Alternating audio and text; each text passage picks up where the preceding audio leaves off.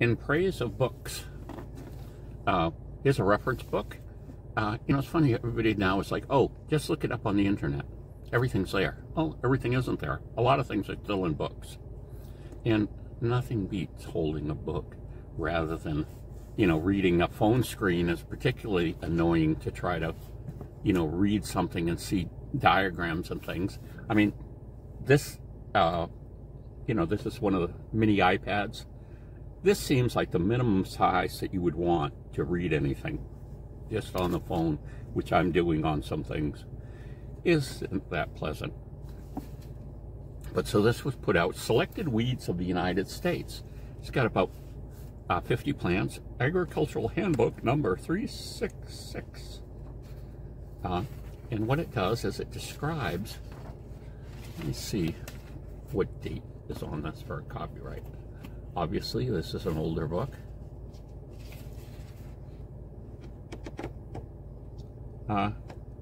Issued 1970, approved for reprinting 1976. It cost $4 at the time. But let's look for each weed, right? They have a description. They have a range map. They have a nice drawing of it, detailed drawing. And that's really just about it. And I think it's just really a good resource.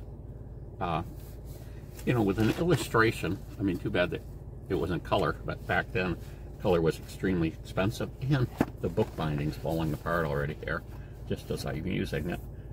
I bet I can, you know, I can do something with duct tape or something with that. But, you know, one of the advantages of the illustrations is that you don't have to catch the plant in different stages. In other words, you might want to show it, if it's a, you know, biennial, you might want to show the first year. Maybe you want to emphasize the foliage, but then what about the flowers? What do the seeds look like and things? So that's one of the advantages of an illustration, that it can have information that would take, you know, 5 or 6 photos to show, and they can put it in one diagram. Now, obviously, a high quality color photograph is, you know, usually superior in some ways to identifying things. But this is kind of interesting. You know, with this issue of information, and people want to change copyright laws and to make them shorter. And one thing to me with books is, I can see the advantage of that. Because you have a book, it comes out, it has a certain life, you could say, where it's actively being sold. Then a book, you know, probably goes out of print, and basically that information can't be just put on the internet. So that information is kind of lost unless you have that book. And like I'm saying, there's a lot of information in books that isn't on the internet. And so you have this amount of information that's just disappearing. I know at one time, and I'm not exactly advocating this, but someone was saying they wanted to shrink the copyright on books to like 7 years, because that was typically, they said, how long the life of most books are. In other words, I mean, it's funny, it's even short with that with political books. You go into a Goodwill and look at the book section, you know, you're gonna find books about all the presidents, the recent presidents, because, you know, they kind of, I suppose, once the person isn't president anymore, they kind of become irrelevant. But there's information on them. So again, with this idea of only have the shorter copyright, now it's like, I think it's like 25 years, and you can renew for 25 more. Your descendants can renew copyrights too.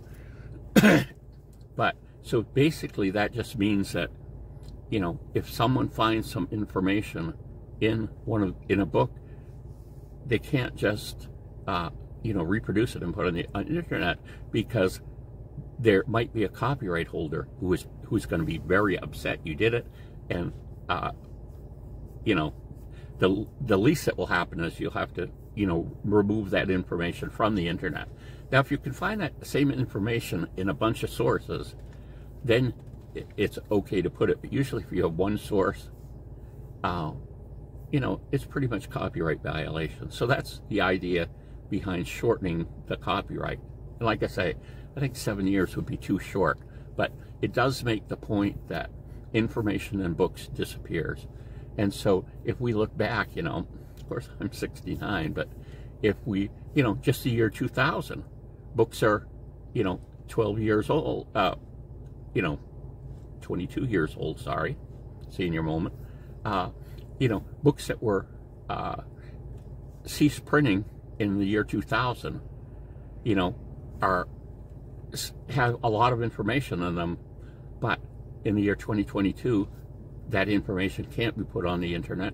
They can't put, like, maybe scans of the book on the internet and all of these sorts of things because it is still copyrighted. So anyway, this book is good. I'm going to enjoy using it for the foraging this year. It's funny, here we are May 4th, and there's not one mushroom yet. And I've talked to one of my other mushroom people I know, and he really goes out. You know, he's not limited in mobility like I am, but he goes out a lot and, you know, in depth, and he hasn't found anything yet either.